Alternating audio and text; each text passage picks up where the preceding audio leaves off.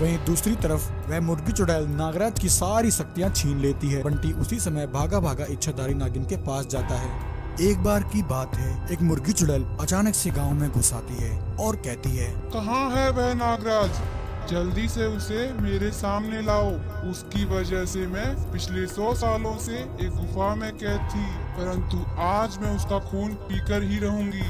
बोल दो जाकर उस नागराज को कि मुर्गी चुड़ैल आई है। ऐसा कहकर वह गांव पर हमला कर देती है और गांव वालों को जिंदा ही जलाने लग जाती है। उसके आतंक से गांव में चारों तरफ हाहाकार मच जाती है। सभी इधर उधर भागने लग जाते हैं। अरे भाई भागो, अपनी जान बचाकर भागो। यह मुर्गी चुड़ैल तो लोगों को जिंदा ही जला रही है। जल्दी से अपने अपने घरों में जाकर छुप जाओ, वरना यह मुर्गी चुड़ैल तो हम सबको जलाकर राख कर देगी। तभी नागराज को गांव में मचे हाहाकार की खबर मिलती है। नागराज कहते हैं, अरे यह गांव में कैसी हलचल मची है? यह सब लोग इधर उधर क्यों भाग रहे हैं? लगता है फिर से कोई नई मुसीबत आई है, अभी देखता हूँ। इतना कहकर नागराज मुर्गी चुड़ैल के सामने आ जाते हैं। चुड़ैल कहीं की, तू फिर से आ गई। तुझे तो मैंने उस गुफा में बंद कर दिया था।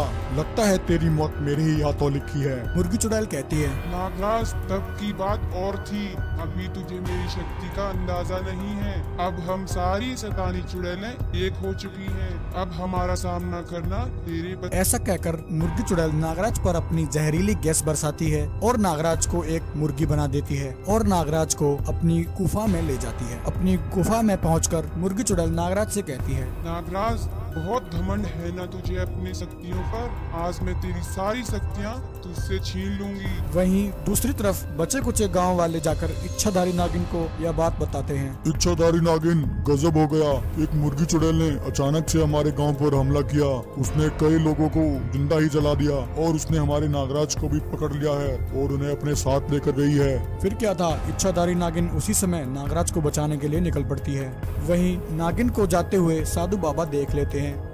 तभी गांव का लड़का बंटी साधु बाबा के पास आता है और कहता है, साधु बाबा क्या हुआ? आप कुछ परेशान लग रहे हैं। साधु बाबा बंटी को बताते हैं, बंटी बेटा, मुझे इच्छाधारी नागिन को उस मुर्गी चुड़ैल के बारे में एक जरूरी बात बतानी थी।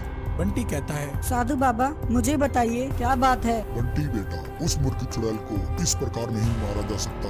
दरअसल उस मुर्गी चुड़ैल की शक्तियाँ उसके एक भूतिया अंडे में है। मुर्गी चुड़ैल को खत्म करने के लिए किसी न किसी तरह उसका वह भूतिया अंडा नष्ट करना होगा। बंटी, अब तुम जल्दी से जाओ और इच्छाधारी नागिन को यह बात बताओ, इससे पहले कि वह चुड़ैल इच्छाधारी नागिन को भी अपने वश में कर ले।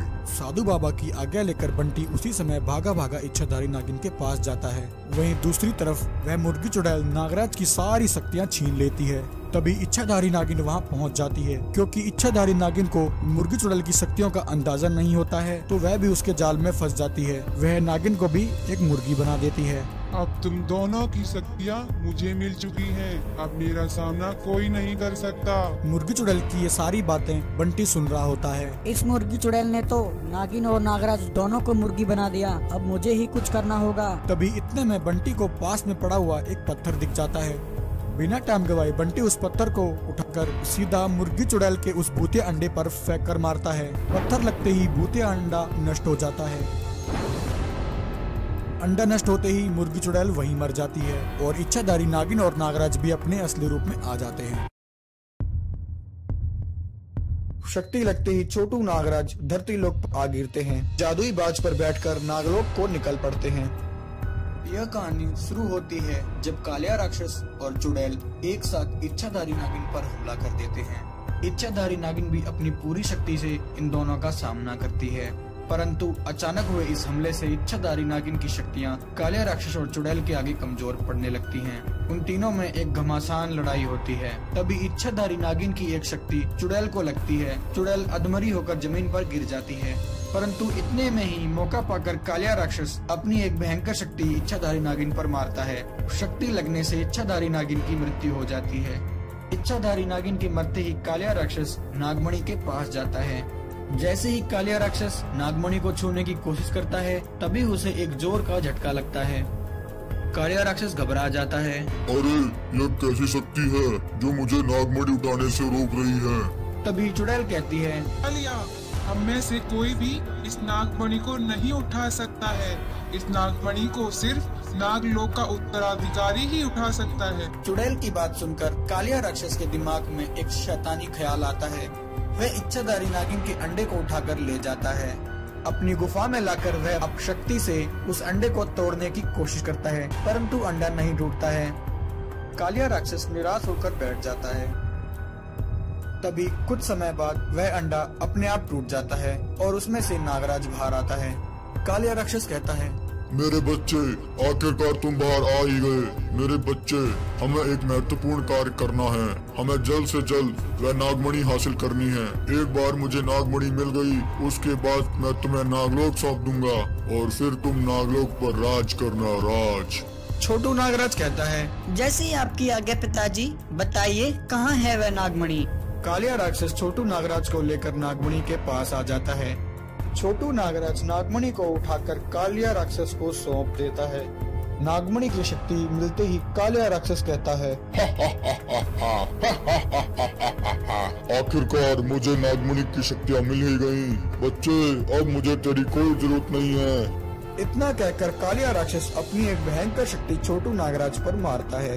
शक्ति लगते ही छोटू नागराज धरती लोक पर आ गिरते हैं।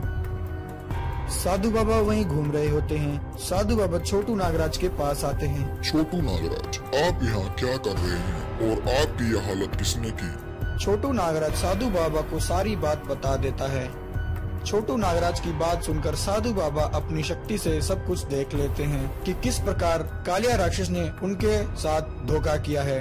छोटू नागराज, वह कालिया राक्षस तुम्हारा पिता नहीं है। उसने नागमणि हासिल करने के लिए सिर्फ तुम्हारा इस्तेमाल किया है। तुम्हारी माँ को भी उसी ने मारा है। जो कि अब उसे नागमणि की शक्तियाँ हासिल हो चुकी हैं। अब वह बहुत ही शक्तिशाली हो चुका है। अब उसका सामना करना आसान खेल नहीं है।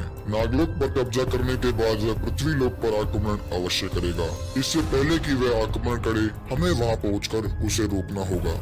ऐसा कहकर साधु बाबा छोटू नागराज को विशेष शक्तियाँ प्रदान करने के लिए यज्ञ करते हैं। उस यज्ञ कुंड में से एक जादुई बाज और एक त्रिशूल निकलता है।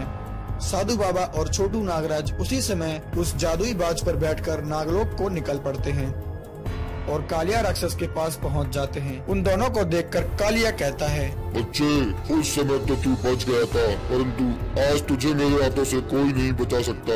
और मेरे गुलामों, जाओ खत्म कर दो इन दोनों को। इतना कहते ही कालिया राक्षस के गुलाम साधु बाबा और छोटू नागराज पर हमला कर देते हैं। साधु बाबा अपनी शक्ति का वार उन गुलामों पर करते हैं। साधु बाबा कहते हैं, छोटू नागराज, यही मौका है। जाइए और इस त्रिशूल से इस कालिया राक्षस की जीवन लीला समाप्त कर दीजिए। तब तक मैं इनको रोकता हूँ। साधु बाबा की बात सुनकर छोटू नागराज कालिया राक्षस की तरफ दौड़ते हैं और त्रिशूल सीधा कालिया राक्षस को मार देते हैं। त्रिशूल लगते ही कालिया राक्षस वहीं ढेर हो जाता है और जलकर भस्म हो जाता है।